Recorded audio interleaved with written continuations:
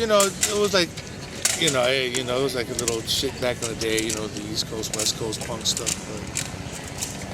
But HR, me playing with HR, it was kind of cool because, I wasn't sure if they were fond of us. I was, never fond of them back in the day, just because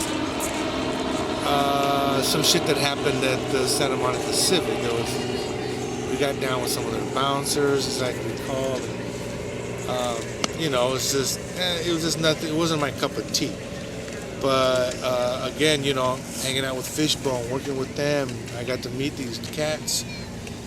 And then I got a phone call about HR, and there are people calling me up to do, play some bass. And I was like, as a family man, to be able to go out and make some money doing music, I said, hell yeah. So whatever animosity or whatever bullshit I had, negativity, I put it aside for this, So, and it was, at first it was a little like, HR was all quiet. I was all quiet. But now we're cool, you know what I mean? And I'm glad I got the chance to do that, just to squash whatever, feelings, negativity feelings there were, which weren't many. But,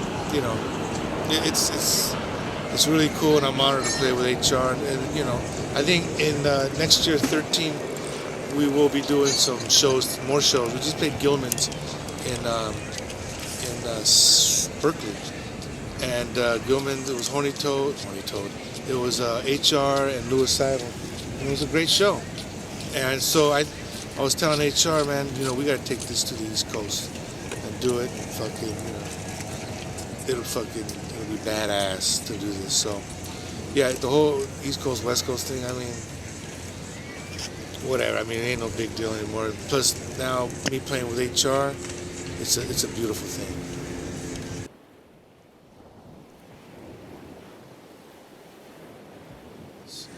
Right now, we're currently working on new material. Just working on, hooks and riffs.